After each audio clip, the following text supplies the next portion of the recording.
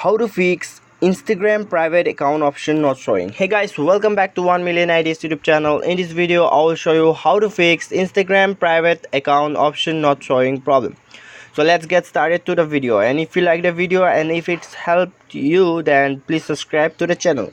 So let's get started. First of all, you have to uninstall your application, Instagram application. After uninstalling the application, you have to go to your Google Play Store and then search for Instagram here, and then you have to download this again.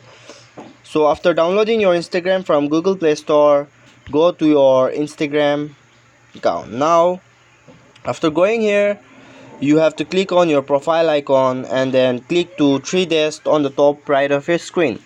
And after clicking here, go to settings, and then you can see here privacy option. Just click to privacy, and then you can see here account privacy. So just click here, and the option has been comes here private account. So just click here and okay. So your account has been on private now. So this is how you can fix Instagram private account option not showing problem. Thanks for watching.